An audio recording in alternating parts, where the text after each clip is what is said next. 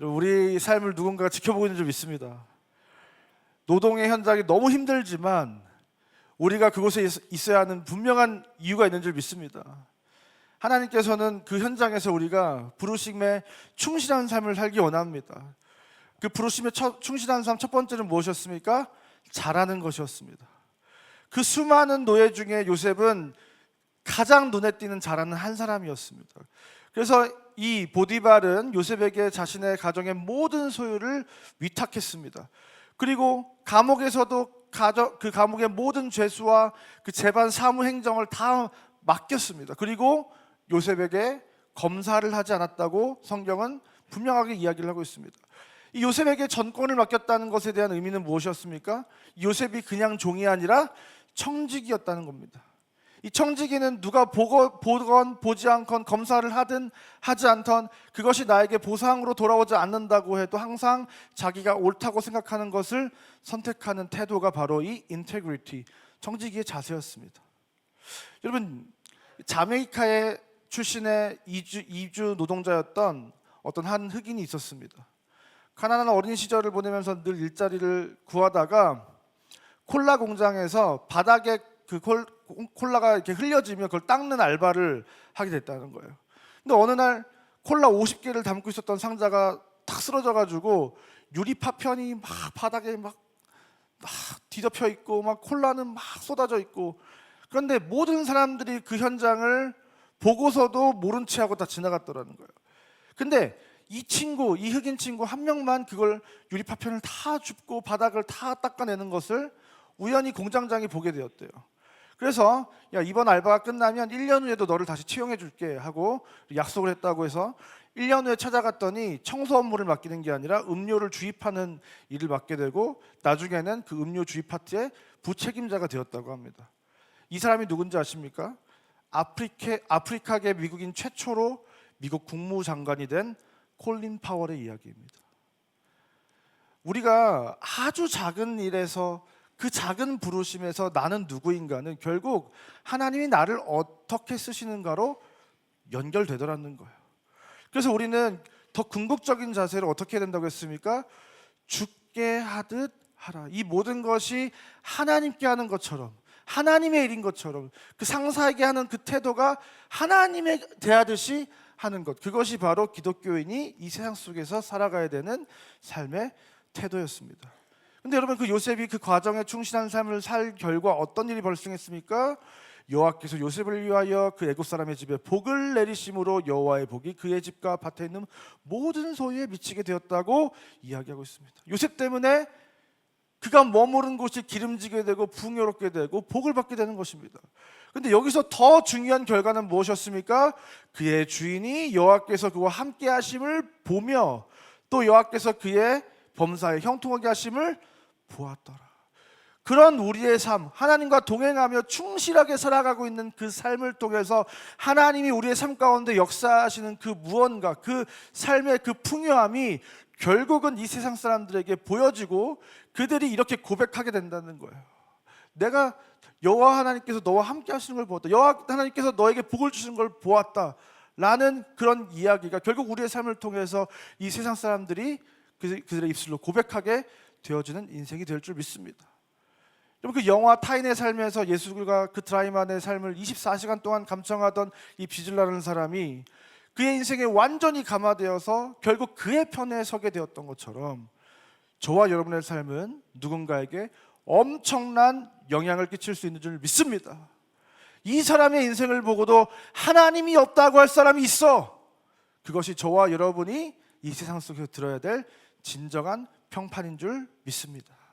저 사람이 뭘 가지고 있네? 저 사람이 대단한 지위를 가지고 있네? 저 사람이 어떤 차를 타고 있네? 저 사람이 어떤 집에 살고 있네? 그것이 우리가 들어야 될 시선이 아니라, 평판이 아니라, 저 사람을 보고도 하나님이 없다고 할 수 있을까라고 하는 그런 삶으로 우리는 하나님께 영광 돌리는 인생이 될 줄 믿습니다.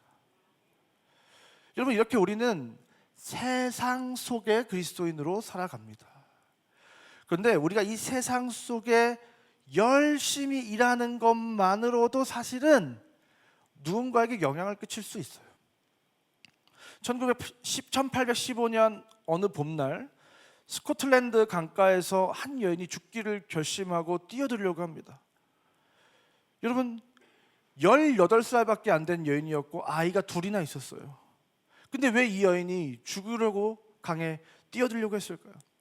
당시에는 이 결투라는 문화가 있었는데 이게 합법적이었대요. 어떤 문제가 있으면 결투를 신청한다라고 해서 우리 영화에서 많이 보던 것처럼, 그러면 뭐 칼을 들고 싸우든지 총을 들고 싸우든지 해서 이긴 사람이 그게 거기서 이긴 거예요. 여러분 그래서 이제 프랑스나 독일 같은 경우는 칼로 이제 싸웠고 영국은 총싸움을 했는데, 이 영국 계열이 이 스코틀랜드니까 남편이 이제 더블린시의 보안관 후보였고 한 회사의 사원이었는데 한 정치인이 그 회사를 굉장히 강력하게 공격을 했대요. 그래서 너무 화가 난 이 여인의 남편이 결투를 신청했다가 그 사람의 총에 맞고 죽음을 당하게 되었습니다. 이로 인해서 살 희망을 잃어버린 이 여인이 죽음을 결심했던 거예요. 그래서 강에 몸을 던지려고 강물을 바라보고 있는데 그 강 뚝 너머에 강 저편에서 한 농부가 밭을 열심히 갈고 있었던 거예요. 근데 밭을 가는데 그 밭을 가는 이 선이 너무나도 정확하게 한치 오차도 없이 밭을 가고 있는 거 보다 보니까 계속 그 밭을 갈고 있는 거를 보게 되는 거예요. 그러면서 저렇게 열심히 삶을 살아내는 사람이 있는데 나는 지금 왜 여기서 생을 마감하려고 했는가? 나에겐 남겨진 두 아이도 있는데 나는 정신을 차리고 똑바로 살아야 되겠다라는 마음을 먹고 살아갈 힘을 얻어서 다시 인생을 열심히 살아가게 됩니다. 근데 그 여인이 다시 살아갈 힘을 얻고 다시 만나서 재혼하게 된 사람이 존 기니스라는 사람이에요. 물론 이제 한국 기독교인들은 이걸 조금 이상하게 들을 수도 있는데, 이 존 기니스의 아버지가 누구였냐면 우리가 잘 아는 기네스북 이걸 출간한 기네스라는 그 맥주 회사의 창립자 아서 기니스였어요. 근데 그 당시 이제 이 아서 기니스가 왜 이 기네스 맥주를 만들었냐면, 당시에 위스키나 진 같은 굉장히 독주를 젊은이들이 막 마시면서 엄청 삶에 피폐해지는 것을 보고 그런 걸 마시지 말고 맥주를 먹어서 이 사회가 조금 더 아름답게 돌아갔으면 좋겠다는 마음을 가지고 맥주를 만들어서 팔았고, 그 수입을 가지고 그 당시에 수많은 곳에 있었던 선교사님들을 지원을 했다고 합니다. 근데 이 이야기는 이 소명을 쓴 기독교 베스트셀러 작가 오스 기니스의 고조 할머니 이야기예요. 그 죽으려고 했던 그 여인은 이 오스 기니스의 고조 할머니였다는 것입니다. 여러분, 그녀가 만일 그 자리에서 삶을 마감했더라면 이 오스 기니스와 같은 위대한 기독교 작가가 나오지 않았을 것입니다. 그리고 여러분, 그 농부가 밭을 가는데 그냥 마지못해 대충 밭을 갈고 있었다면 어떻게 했을 거예요? 뭘 저렇게 형편없이 밭을 가라 그러고 그냥 이렇게 뛰어내렸을 수도 있죠. 여기서 제가 말씀드리고 싶은 것은 그것입니다. 그냥 우리가 열심히 힘을 다해서 그 자리에서 내가 할 수 있는 최선으로 우리의 삶을 살아내는 것만으로도 그 삶은 이미 충분한 가치를 가지고 있고, 그것만을 봐도 누군가는 내 삶에 감화될 수 있다는 거예요. 그 죽을 것 같이 힘든 인생에 살 소망을 얻게 할 수 있다는, 우리가 이 인생을 치열하게 살아내는 것을 보는 것만으로도 사람들에게는 용기를 줄 수 있고 힘을 줄 수 있고 꿈과 소망을 줄 수도 있다는 겁니다. 그런데 우리가 더 나아가서 죽게 하듯하며 청지기의 삶을 살아갈 때 우리의 인생은 요셉의 인생이 그랬던 것처럼 우리의 삶을 통해서 하나님을 세상이 보게 되는 역사가 나타나고, 단순히 죽기 직전의 사람에게 살 소망을 주는 차원을 넘어서서 그 인생을 영원한 죽음에서 영원한 생명을 누리게 하는 놀라운 그 대전환을 이루는 가치 있는 인생으로 우리의 삶은 변화될 수 있다는 것입니다. 그 놀라운 가치가 바로 저와 여러분의 부르심인 줄 믿습니다. 그래서 우리가 이제 세상 속에서 그런 삶을 살아가는 것을 두 단어로 뭐라고 합니까? 삶의 예배라고 우리는 말합니다. 여러분, 노동은 기도이고 기도는 노동이라고 제가 수차례 말씀드렸습니다. 여러분, 우리가 노동하는 그 삶은 결국 사실은 예배입니다. 아담이 에덴 동산에서 경작을 했다고 할 때 이 경작하다라는 단어가 히브리어 아바드라는 단어인데요, 기본적으로 섬기다라는 뜻을 가지고 있지만 이 단어는 성경에서 하나님을 예배하다라고 할 때 쓰는 단어예요. 신약에서는 이 아바드가 레트루기아라는 단어로 번역이 되거든요. 우리가 이 세상을 섬기고 세상의 사람들을 섬기고 이 세상을 이롭게 하는 그 노동의 현장, 그 노동의 임무는 그 자체가 하나님이 기뻐 받으시는 예배인 줄 믿습니다. 여러분, 우리가 오늘 이 자리에 이렇게 수많은 사람들이 모여서 하나님을 예배하는 이 예배도 굉장히 중요하지만, 하나님께서 오늘날 이 시대에 수많은 기독교인들에게 원하시는 진짜 예배는 이 세상 속에서 이 세상을 섬기는 그 아바드의 예배, 그것이 하나님이 우리에게 원하시는 진짜 예배인 줄 믿습니다. 여러분, 그래서 이 종교개혁자들은 어떤 의식을 했는데, 여러분 10월 31일, 얼마 전에 있었던 10월 31일은 무슨 날입니까? 할로윈 데이라고 우리는 많이 알고 있습니다. 그런데 실제로 기독교인에게 있어서 10월 30일은 그런 날이 아닙니다. 10월 31일은 루터가 95개조 반박문을 걸어들고 종교개혁을 실시한 날입니다. 종교개혁 후에 이 개혁교회는 어떤 한 가지 의식을 치렀는데, 그것이 무엇이었냐면 폐문의식이에요. 주일에 오전 예배를 드리고 오후가 되면 전 성도들을 교회 밖으로 다 내몬 다음에 교회 문을 잠갔어요. 이제 교회 오지 말라는 거예요. 다음 주 예배까지. 왜요?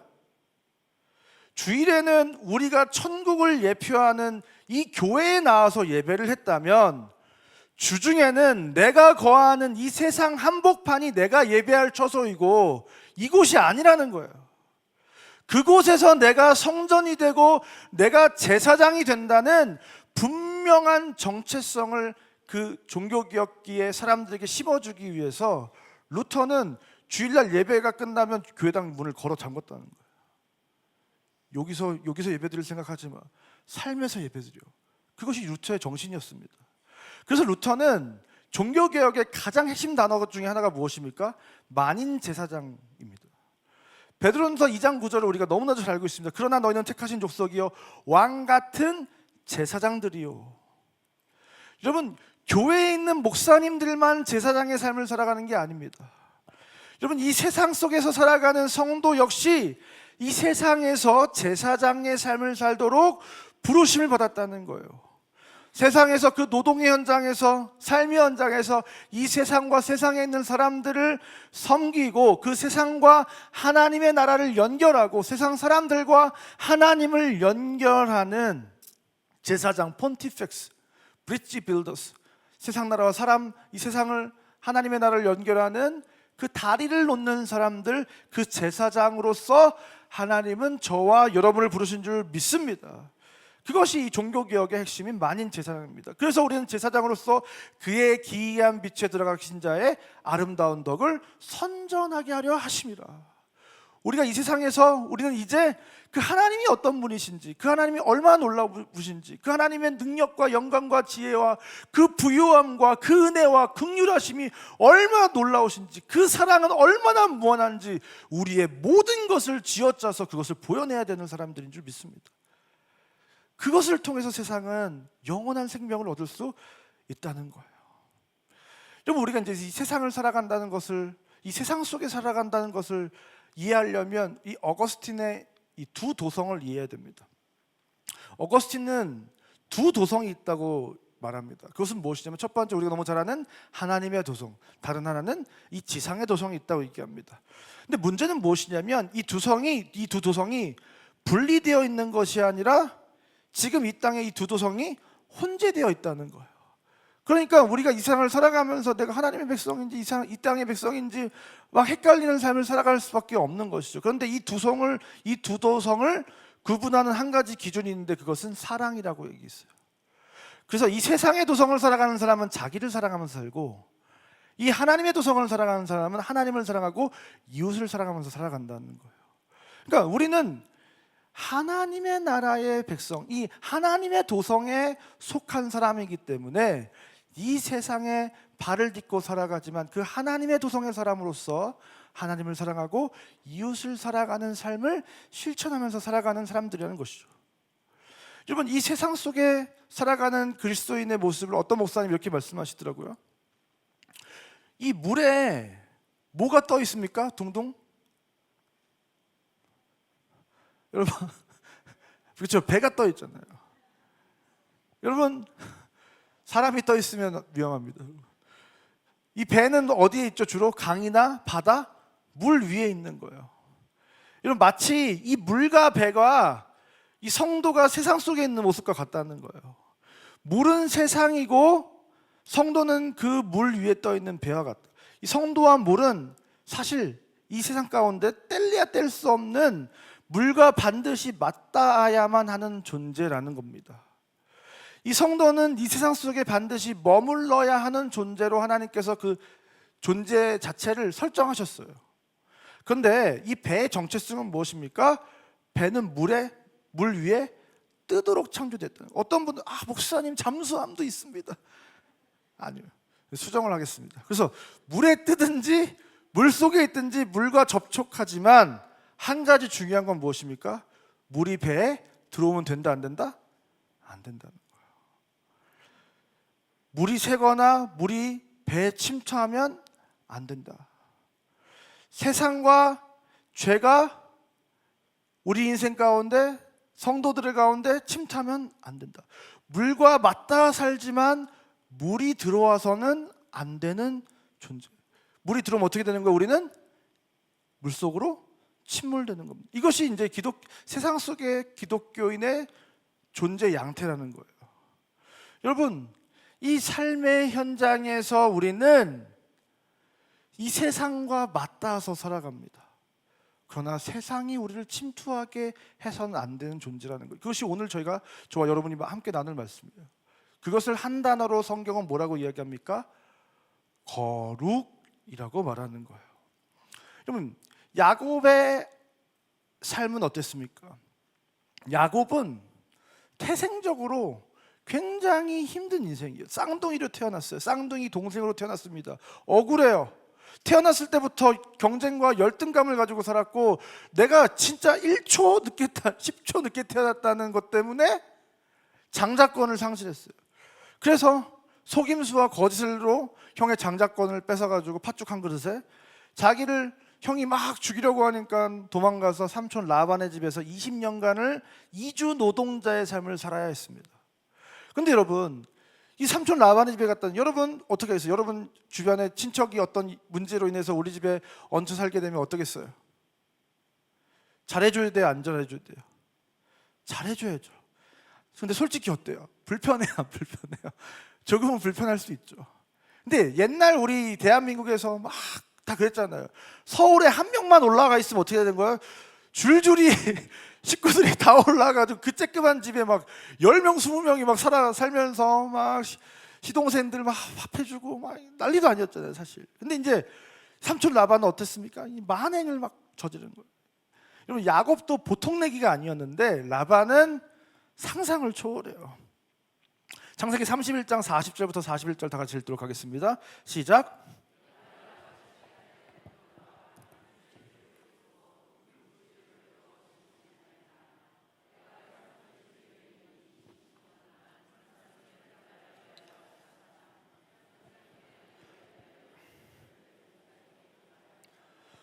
외삼주께서 내 품삯을 10번이나 받고 있습니다. 여러분, 이 야곱이 얼마나 약삭 빠른 사람입니까? 아주 자기 실리에 밝은 사람입니다. 자기한테 이득이 안 되는 행동을 할 사람이 아닙니다. 그런 야곱을 라반은 부려먹었던 거예요. 낮에는 더위와 밤에는 추위를 무릅쓰고 눈붙일 겨를도 없이 일을 해야 했고, 두 딸을 위해서 14년을 봉사해야 했고, 그 이후에 6년을 더 봉사하는데 어떻게 했다는 거예요? 품삯을 주기로 한 품삯을 10번이나 바꾸면서 품삯을 제대로 안 줬다는 거예요. 야곱을 엄청 착취당하는 삶을 살았습니다.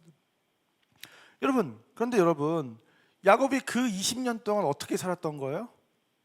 라반이 이렇게 얘기합니다. 라반이 그에게 이르되 여호와께서 너로 말미암아 내게 복 주신 줄을 내가 깨달았노니 내가 나를 사랑스럽게 여기거든 그대로 있으라. 여러분, 라반에게 있어서 야곱은 없어서는 안 될 존재가 되어버렸어요. 야곱이 너무 일을 성실하게 잘했고 충실히 잘했고, 이 야곱 때문에 라반의 집이 엄청나게 복을 받게 됩니다. 그래서 그 하나님께서 이 여호와께서 너로 말미암아 내게 복 주신 줄을 알겠다. 그러니까 너의 그 신앙과 삶 때문에 하나님이 나에게 복을 주셨다고 하는 그 요셉이 받았던 그 평판을 이 야곱도 사실은 받습니다. 근데 야곱은 요셉과는 조금 달랐어요. 화가 나는 거예요. 내가 언제까지 이런 노동 착취를 당하면서 이 삼촌 라반의 따까리나 하면서 살아야 돼. 그러면서 라반에게 내가 이제 고향으로 돌아가겠다고 막 윽박지르기 시작합니다. 그러니까 라반 어떻게 한 거예요? 얘가 없으면 내가 일하기 힘들어지는데 하니까 너가 나를 사랑하거든, 여기 있어라고 하면서 막 정에 호소하면서 가스라이팅을 하기 시작합니다. 이제 야 그래, 지금까지는 내가 그렇게 했는데 이제 너에게 제대로 된 품삯을 주겠다. 얼마면 되겠니? 말만 해. 네가 달라는 대로 줄게라고 정확하게 성경이 얘기해요. 그만큼 야곱이 대단한 사람이었던 거예요. 그래서 이제 야곱이 그 말을 듣자 계략을 세웁니다. 창세기 30장 30절에 내가 오기 전에는 외삼촌의 소유가 적더니 번성하여 때를 이루었으니 내 발이 이르는 곳마다 여호와께서 외삼촌에게 복을 주셨나이다. 그러나 나는 언제나 내 집을 세우리까. 야곱이 맞받아치는 거예요. 이제 확인하면서 확인사살하는 겁니다. 그렇죠, 나 때문에 복을 받지 않았습니까? 내가 오기 전에는 삼촌의 소유가 많지 않았는데 나 때문에 번성하지 않았습니까? 하면서 나도 이제 내 소유를 갖기 원합니다. 지분을 달라고 이야기를 한 겁니다. 그러면서 아무것도 안 줘도 되는데 이것만 주세요라고 이야기하는 거예요. 그게 무엇이었습니까? 여러분 너무 잘 아는 것처럼 양떼 중에 얼룩이 있거나 점이 있거나 검은 양은 다 내 것으로 해달라, 이렇게 라반에게 말을 합니다. 그러니까 라반이 알았다고 대답해요. 되게 이상하죠. 라반도 보통 내기가 아닌데 그걸 다 주겠다고 얘기합니다. 그런데 라반도 생각이 있었던 거예요. 어떻게 하는 거예요? 아들을 시켜다가 점 있고 얼룩 있고 검은 양을 다 빼돌려요. 그래서 3일 거리에 놔둔 다음에 절대로 야곱이 그걸 가질 수 없게 만들어옵니다. 근데 이 어떤 생각이었냐면 이제 야곱이 흰 양들만 가지고 있으면 절대 교배를 해도 전문의가 안 나올 거라고 생각을 했던 거예요. 이제 야곱은 이제 라반의 흰 양떼만을 관리하게 됐습니다. 근데 야곱은 사실 알았던 거예요. 라반 대신 오랜 시간 이 양떼를 관리하면서 체험적으로 깨달은 게 있는데 뭐냐? 흰 양이어도 잡종이었는데 흰 양으로 태어난 애들이면 유전인자를 이미 가지고 있기 때문에 얼룩무늬가 사실 될 수 있다. 그래서 이 멘델의 유전 법칙을 수천 년 전에 이 야곱은 깨닫고 있었던 거예요. 그래서 실제로 생물학적으로 잡종이 훨씬 더 건강한데 처음부터 얼룩무늬를 내가 갖겠다고 선점했던 이 요셉의 꿈꾸기는 무엇이었냐? 더 건강한 양을 내가 갖기로 결정을 했던 거예요. 그래서 그 이후에 이제 요셉이 사실은 뭐 이런 꼼수와 미신과 이런 걸 온갖 술수를 다 써가지고 자기 양들은 다 튼튼한 양으로 모으고 삼촌 라반의 양은 다 허약한 양으로 만들어가기 시작했습니다. 그래서 점점 자기 소유를 더 강성하게 부유하게 불리기 시작합니다. 그래서 30장 43절에 이에 그 사람이 매우 번창하여 양떼와 노비와 나귀가 많았더라. 라반이 생각했던 흐름으로 흘러가지 않자 라반이 굉장히 당황해서 안색이 변했다고 성경이 말하고 있습니다. 그러니까 그 긴장 관계가 유지되니까 이 야곱이 두려움이 가지고 이러다가 내가 라반에게 의해서 살해당할 수도 있겠다, 죽을 수도 있겠다, 이런 생각이 들어가지고 밤에 야반 도주를 선택합니다. 여러분, 야곱의 문제 첫 번째가 바로 여기서 등장을 하는 거예요. 열심히 일했고 탁월한 능력으로 성과를 냈고 20년을 인내했던 충실한 사람이었습니다. 또한 라반이 인정하고 자기도 고백했듯이 거기에 하나님이 그 인생과 함께 하셔서 그 인생에 복을 내리셨던 인생이었습니다. 그런데 문제는 무엇입니까? 하나님의 축복을 경험했어도 하나님이 내 편이고 나를 위하시고 나에게 복 주시는 하나님이라는 걸 알았어도 야곱은 하나님을 의지하지 않았다는 거예요. 여러분, 라반과 단판을 지었을 때 이 야곱이 꿈을 꿨습니다. 하나님이 말씀하시길, 야곱아 걱정 마, 내가 라반이 나쁜 놈이라는 걸 내가 어떻게 했는지를 내가 다 봤어. 이제 눈을 들어서 한번 봐보렴. 저 많은 얼룩덜룩 점박이 양들 지금 꿈속에서 보이지? 그게 다 넣게 될 거야. 하나님께서 약속을 이미 하셨던 거예요, 이 야곱에게. 근데 여러분, 그 약속을 믿었다면 야곱은 라반과 같은 그런 얍삽한 선택을 하지 말았어야 했다는 거예요. 그런 인간적인 술수를 쓰지 않았어야 했다는 거예요. 그가 인간적인 술수를 쓰지 않았더라도 하나님께서는 자연스럽게 흰색 종끼리 교배를 해도 자연스럽게 얼룩덜룩한 애들이 태어났을 것이고 그 얼룩덜룩한 애들은 더 강한 아이들이었을 것이고 이 야곱이 해야 됐었던 일은 무엇입니까? 그냥 그 하나님의 꿈에서 말씀하신 그 약속을 믿고 묵묵히 자기의 자리에서 열심히 성실히 평소와 다름없이 양을 치면 됐던 거예요. 그런데 야곱은 그러지 않았던 것입니다. 여러분, 라반이 집에서 도망칠 때 도망치자고 이 아내들을 설득해야 될 거 아니에요. 아내들은 고향을 떠나야 되고 아버지를 배신하고 떠나야 되니까. 그러면서 막 이렇게 얘기합니다. 야, 당신들의 아버지의 안색이 예전 같지 않다. 하지만 하나님은 나와 함께 하셨다. 당신들의 아버지는 나를 속였지만 하나님이 막으셔서 나를 해치지 못했고 하나님이 그대들의 아버지의 가축을 나에게 빼앗아 주셨다. 계속 이 야곱의 말 속에 뭐가 있어요? 하나님이 있어요. 하나님에 대해서 얘기하고 하나님의 은혜에 대해서 이야기를 합니다. 그런데 잘 들어보면 그게 아닌 거예요. 하나님을 말하는 것 같지만 자연스럽게 라반과 자신의 구도를 보여주는 게 아니라 라반과 하나님을 대적 구도로 만들어가는 거예요. 자기는 쏙 빠지고 라반을 나쁜 사람으로 더 부각시키고 라반은 하나님의 보시기에 선하지 않은 사람으로 점점 만들어가는 겁니다. 그래서 아내들이 아버지에게 정을 완전히 뗄 수 있도록 부추겨서 결국 이 아내들이 아빠가 우리를 팔아먹었고 결국 아빠가 우리에게 해준 건 뭔데? 이런 고백을 실제로 합니다. 이런 반응을 할 수 있도록 계속 유도하기 위해서 하나님을 자기의 어떠한 목적을 성취하기 위해서 자기가 원하는 상황을 만들어가기 위해서 하나님을 이용하는 거예요. 그렇게 도망한 지 3일 만에 라반에게 발각이 돼서 7일 만에 잡힙니다. 그때 하나님께서 라반에게 이 야곱을 잡기 전날에 꿈에 나타나세요. 그래서 야곱을 보호해 주십니다. 여러분, 결국 하나님은 야곱을 보호해 주셨어요. 여러분, 하나님은 야곱의 인생을 절대로 버리지 않으실 것이었고 지켜주실 것이었습니다. 여러분, 그렇다면 이 야곱이 했어야 하는 행동은 무엇입니까? 도망이 아니라 도움을 구했어야 됐다는 거예요. 하나님께. 이렇게 하나님이 라반한테 꿈에 나타나셔서 야곱 건드리지 마 한마디만 하면 해결되는 일입니다.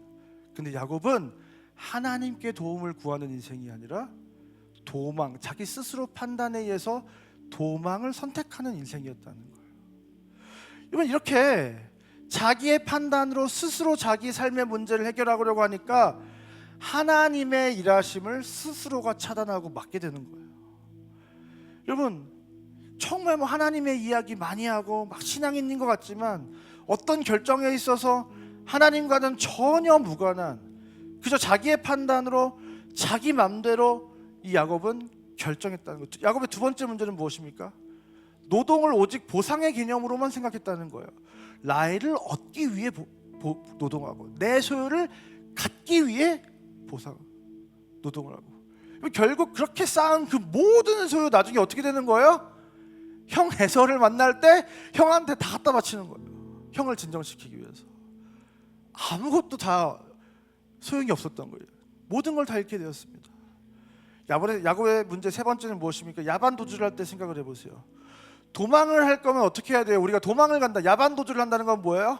집안에 있는 모든 물품을 이삿짐 센터에 물류 이렇게 쌓아가지고 이사를 하는 거예요? 진짜 중요한 기준품 몇 가지, 옷까지 몇 개 해가지고 보따리 해가지고 도망가야 되는 거예요. 근데 이 야곱이 그 소유를 다 가지고 가려니까 기동성이 떨어져가지고 7일 만에 잡히는 거예요. 여러분, 머리가 그렇게 팍팍 돌아가는 사람이 욕심 앞에서는 이성을 잃는 거예요. 야곱의 문제 세 번째는 이 인생이 욕심과 탐욕에 사로잡혀 있었다는 거예요. 이 야곱의 삶은 소유에 목마른 인생이었고 더 많은 소유를 위해서 그리고 그가 얻은 이 소유를 지키기 위해서 수단과 방법을 가리지 않고 자기의 모든 것을 동원해서 그것을 성취하고자 하는 내 삶에 하나님이 계시기도 하고 하나님의 이야기를 내가 하기도 하고 하나님의 은혜를 받기도 하는데 결국 내 삶을 주도하는 주체는 하나님이 아니라 나 자신이 삶의 주인인 인생. 이것이 바로 이 야곱의 인생이었다는 겁니다. 이것이 거룩과 어떤 관계가 있습니까? 여러분, 거룩은 단순히 죄 안 짓고 깨끗하게 살아가는 것, 그것이 거룩이 아닙니다. 거룩의 아주 정확한 의미는 구별되는 거예요. 구별되는 거. 세상과는 구별된, 세상과는 다른 것, 라반이 살아가는 그 세상의 방식과는 다른 삶의 방식을 선택하는 것. 거룩은 구별되어 하나님께 속한 것을 얘기합니다.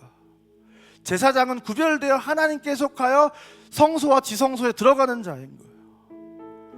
여러분, 우리의 존재는 바로 그런 거룩을 이루는 존재들입니다. 세상 한가운데 있지만 세상에 속하지 않고 하나님께 속한 존재. 그래서 내가 이 세상에 발을 딛고 있지만 이 세상이 나를 전복시킨 것이 아니라 나는 하나님 안에 있기 때문에, 하나님께 속했기 때문에 나는 이 세상을 따르지 않고 내 욕심을 따르지 않고 하나님을 따르는 것, 그것이 거룩인 줄 믿습니다. 이 세상을 살아가는 수많은 크리스천들이 있습니다. 예배를 드리고 은혜를 받고 하나님이 내 삶 가운데 함께 했다고 말하고 하나님과 관계에 있는 인생을 우리 모두가 그렇게 살아갑니다.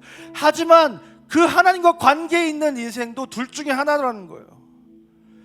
그래프를 한번 보시면 내가 하나님께 속한 인생이든지 하나님이 내게 속한 인생이든지, 내가 속한 하나님을 위해 살아가는, 하나님이 내 인생을 이끌어가는 인생이냐, 아니면 하나님이 나에게 종속되어서 하나님이 나를 위해 살아주기를 원하는 하나님을 내 인생을 위한 도구로 하나님을 조종하는 인생이든지, 우리는 둘 중에 하나의 인생을 살아간다는 거예요. 이 자리에 있는 우리 모두는. 여러분, 그런데 하나님께서는 그렇게 살던, 하나님을 나의 소유처럼 나에게 속한 하나님으로 하나님을 의식하고 살아가던 이 야곱의 인생을 멈추셨습니다. 그리고 그 인생 앞에 나타나셨어요. 그리고 그를 굴복시키신 게 아니라 그와 씨름하셨습니다. 근데 그때 드디어 야곱이 그 하나님과 씨름 후에 고백하게 되는 말이 무엇입니까? 내게 축복하지 아니하시면 내가 가게 하지 아니하겠나이다. 이 말씀을 처음 들었을 때, 제가 어렸을 때는 야곱은 지독하다, 그 와중에도 축복을 달라고 그러네. 근데 여러분, 이 말을 한번 잘 생각해 보세요. 내게 축복하지 아니하시면 내가 가게 하지 아니하겠나이다. 무엇입니까? 그 내 인생에 축복을 주시는 분은 내가 아니라 하나님이라는 사실을 야곱은 그 순간 너무나도 정확하게 깨달은 거예요. 내 힘으로 이제 안 되는구나. 하나님이 나에게 축복을 주실 수 있는 분이시구나. 내가 하나님께 이끌림을 당해야 되는구나. 내가 하나님을 의지해야 되는구나. 하나님을 붙들어야 되는구나. 그것을 야곱은 깨닫게 됐습니다.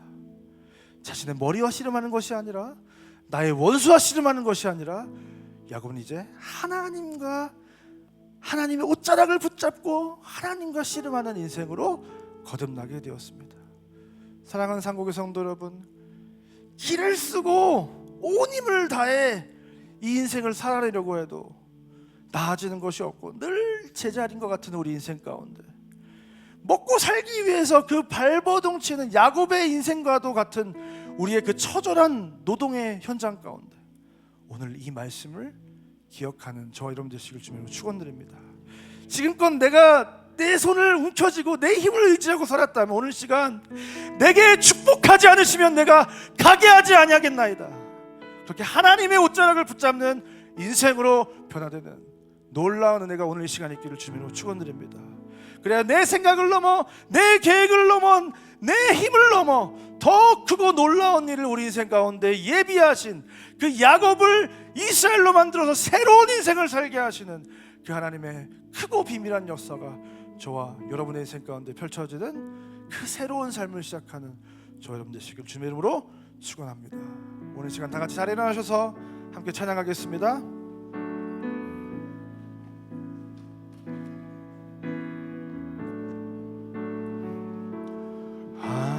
하나님의 사랑을 사모하는 자, 하나님의 평안을 바라보는 자, 너의 모든 것 창조하신 우리 주님이 너를 얼마나 사랑하시는지. 하나님 하나님께 찬양과 경배하는 자, 하나님께 찬양과 경배하는 자, 하나님의 선하심을 닮아가는 자, 너의 모든 것 창조하신 우리 주님이 너를 차려 삼으셨네. 하나님 사랑의 눈으로, 하나님 사랑의 눈, 우리가 죄 가운데 있을지라도, 우리가 실패할지라도, 우리가 실수할지라도 하나님 우리를 사랑의 눈으로 바라보고 계신 줄 믿습니다.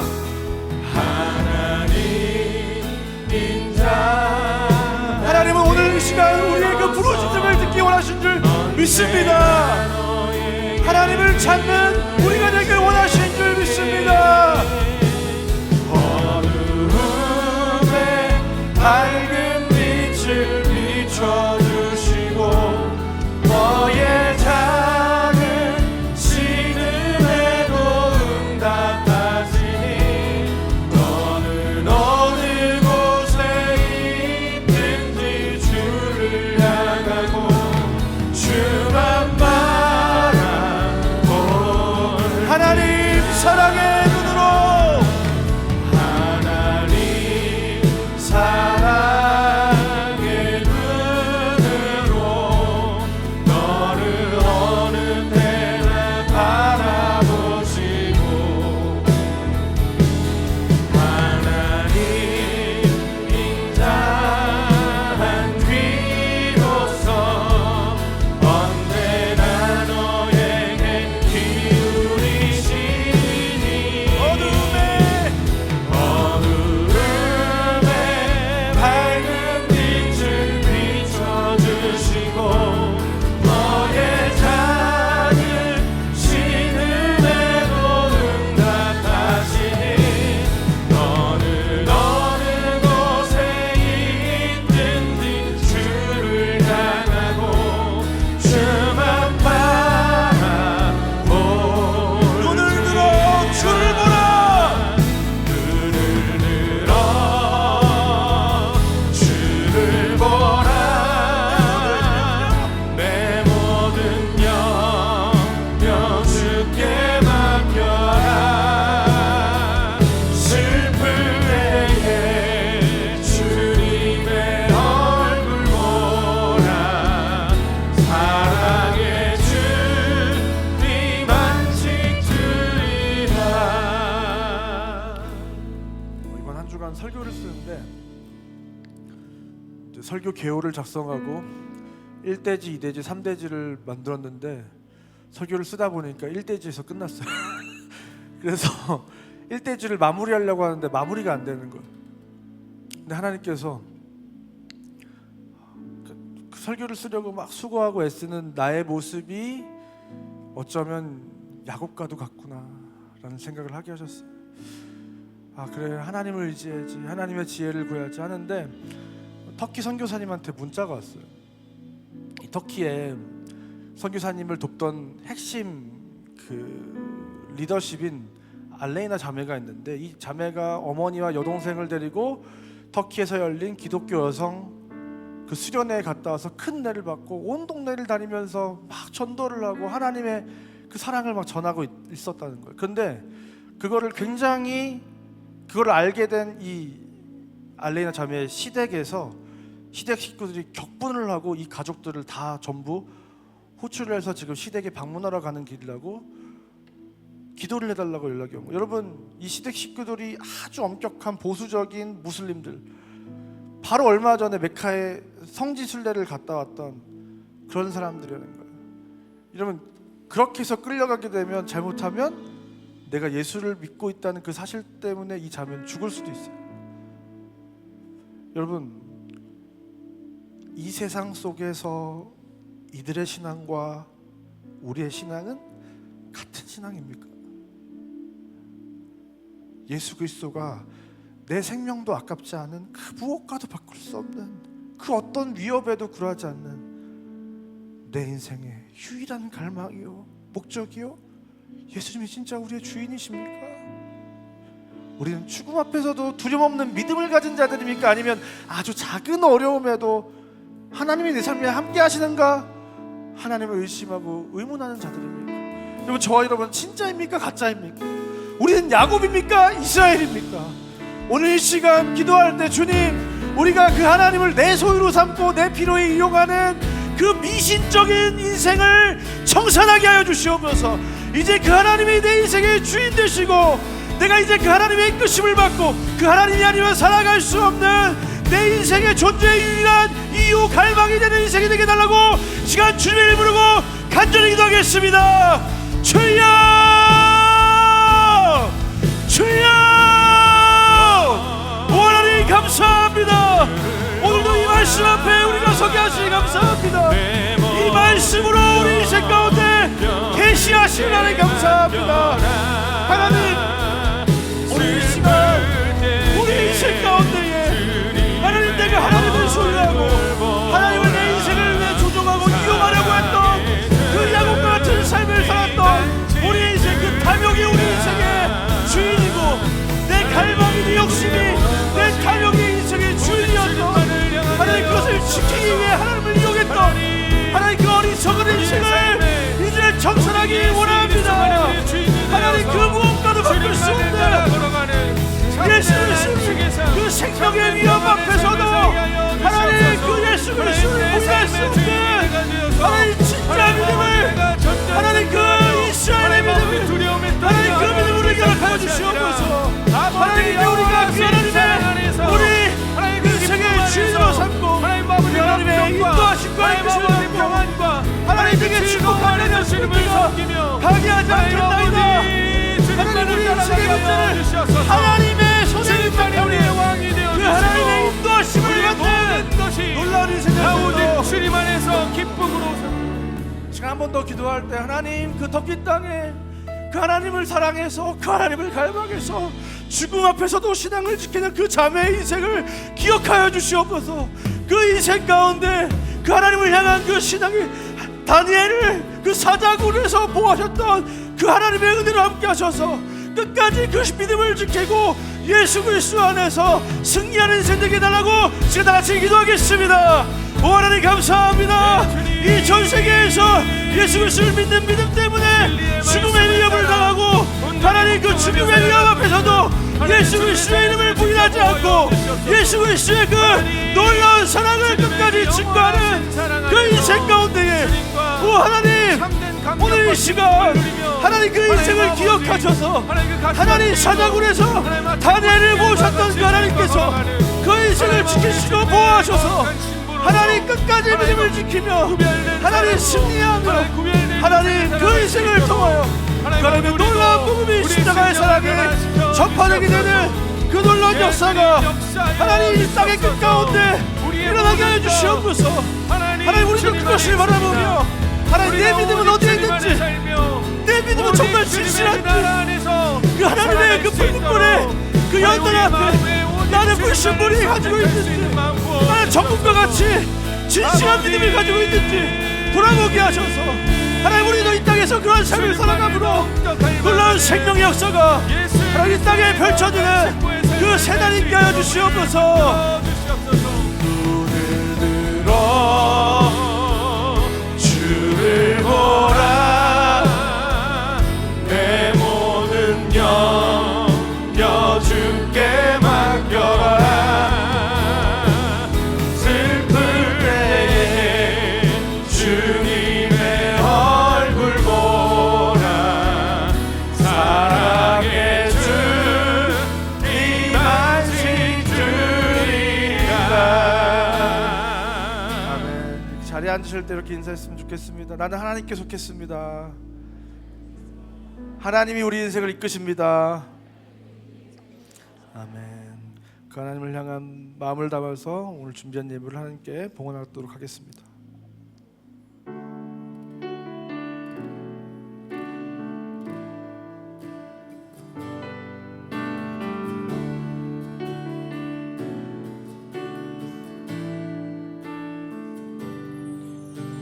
세상 다 변하고 이 삶의 끝이 와도 주 없이 살 수 없네. 주만이 내 영광, 변치 않는 진리, 주 없이 살 수 없네. 내 주 없이 살 수 없네. 내 주 없이 살 수 없네. 내 인생의 든내 내 삶의 소망, 내 주 없이 살 수 없네.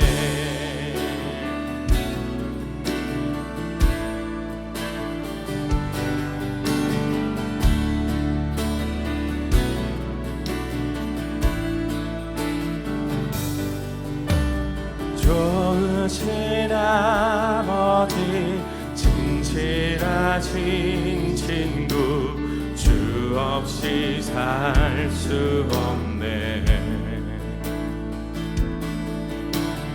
내 소망, 내 위로, 내 영광, 내 기쁨, 주 없이 살 수 없네. 주 없이 살 수 없네. 내 주 없이 살 수 없네. 내 인생의 든내 내 삶의 소망, 내 주 없이 살 수 없네. 내 주 없이 살 수 없네. 내 주 없이 살 수 없네. 내 인생의 든내 내 삶의 소망, 내 주 없이 살 수 없네. 내 인생의 든내 내 삶의 소망, 주 없이 살 수 없네. 주 없이 살 수 없네. 주 없이 살 수 없네. 우리 주님 없이는 살 수 없는 존재가 저와 여러분 줄 믿습니다. 그래서 우리가 예수님을 믿는다고 할 때 영어로는 I belong to Jesus, 나는 예수님께 속했습니다. 그것이 우리의 믿음인 줄 믿습니다. 그 하나님께 속하여 하나님께 이끌으심을 받고 살아가는 저와 여러분 되시길 주님으로 축원드립니다. 기도하겠습니다. 사랑하는 하나님, 참 감사합니다. 오늘도 우리의 인생을 잠시 멈춰서게 하시고 이곳 하나님의 전으로 불러주셔서 우리가 바라보고 우리가 갈망하고 우리가 따라야 될 그 영원한 진리를 우리에게 그 말씀으로 계시하여 주시니 참 감사합니다. 하나님, 이 말씀으로 우리 인생 가운데 찾아와 주신 하나님 너무나 감사합니다.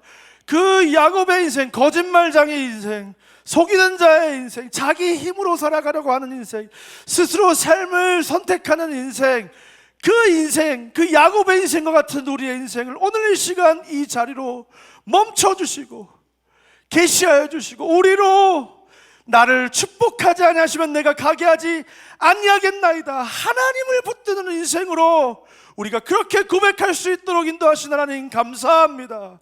하나님, 이 세상을 살아가는 것이 너무 힘들고 어렵고 지치고 낭망하는 순간이 너무나도 많지만 하나님, 그 순간 또 내 지혜로 내 판단으로 하나님, 우리는 이 삶을 내가 영위하려고 하지만 하나님, 오늘 이 시간 그러나 그 모든 나의 선택들은 아무것도 아닌 것을, 하나님, 그것은 휴지 조각에 불과한 것을 깨닫게 하시니 감사합니다. 하나님, 우리의 인생을 오직 가장 좋은 길로 인도하실 수 있는 선하신 목자 예수 그리스도 그 말씀을 쫓는 인생들 우리가 다 되게 하여 주시옵소서. 하나님, 우리의 믿음이 그저 하나님을 이용하는 그 토속적인 신앙이 아니라, 그 원시적인 신앙이 아니라, 하나님이 우리의 소유가 되는 인생이 아니라 우리가 그 하나님의 소유가 된 거룩한 구별된 인생이 되게 하셔서 세상 속에 살아가지만 세상과는 구별된, 세상과 다른, 그 세상과 다른 선택을 하며 살아가는, 그것을 우리의 기쁨으로 여기는 우리 인생들 다 되게 하여 주시옵소서. 저 멀리 터키 땅에서 신앙의 자유가 박탈된 채로 신앙을 하는 하나님의 사람들을 기억하여 주시옵소서. 그들의 인생을 볼 때 하나님, 우리는 얼마나 부끄러운 인생을 살아가고 있는지 고백할 수밖에 없습니다. 주님, 우리도 그들과 같이 하나님을 진실되게 사랑하게 하여 주시옵소서. 우리도 그들과 같이 진짜 믿음을 갖게 하여 주시옵소서. 예수가 정말 나의 인생의 확실한 증거요 소망이라는 것을 우리도 단순히 믿음으로 말로 하는 것이 아니라 우리의 삶으로 그것이 증거되게 하여 주시옵소서. 하나님, 우리가 어떠한 상황에도, 어떠한 위협에도, 어떠한 비천함과 공고함이 우리 인생 가운데 찾아올지라도 그 믿음을 저버리지 않는, 하나님, 우리도 그들과 같은 신앙을 소유하게 하셔서 우리의 그 진실된 믿음을 통하여 하나님, 이 세상을 하나님의 그 사랑으로 물들이기는 우리 인생들 다 되게 하여 주시옵소서. 그 터키 땅에 믿음을 지키는 그 자매의 인생을 지켜주시고, 하나님, 이 어려움과 공경 속에서 주님께서 함께 하시되 그 사자굴에 하나님 그 다니엘을 지켜주셨던 그 하나님께서 하나님 그들의 인생을 지켜주시옵소서. 그 풀무불에서 지켜주셨던 하나님께서 그 인생을 보호하여 주시옵소서. 그리하여 그 믿음 위에, 하나님을 향한 그 사랑 위에, 그 터키 땅이 예수 그리스도의 그 사랑으로, 그 천국의 복음으로 하나님 물들고 전염되게 되는 놀라운 역사가 있게 하여 주시옵소서. 하나님, 그 하나님께서 우리 인생의 도움이요 소망이 되심을 고백하며, 나를 축복하지 아니하시면 내가 가게 하지 아니하겠나이다. 그 하나님께 도움이 있고 소망이 있다는 것을 기억하며, 하나님, 이 물질의 소망을 두지 않기로 결단하며 이 예물을 하나님께 드립니다. 이 믿음 위에 하나님의 인도와 보호하심과 축복으로 채우셔서 우리 삶의 산재한 그 질병의 문제와, 하나님 물질의 문제와, 사업의 문제와, 하나님 직장의 문제와, 관계의 문제와, 우리 안에 있는 모든 문제가 그 예수 그리스도의 십자가 안에서 하나님 모든 것이 하나님 형통하게 되는 그 요셉과 같은 하나님의 형통의 축복을 받는 우리 모두가 다 되게 하여 주시옵소서. 이제는 우리 구주 예수 그리스도의 은혜와 하나님의 사랑과 성령 하나님의 감화 감동 우리 교통 충만한 역사가 오늘 이 시간 야곱의 인생과 같이 하나님께 속한 그 거룩한 인생으로 야곱에서 이스라엘로 살아가기로 결단하고 돌아가는 이 자리에 모인 모든 주의 자녀들 머리머리 위에 이제부터 영원까지 함께 있을지어다. 아멘.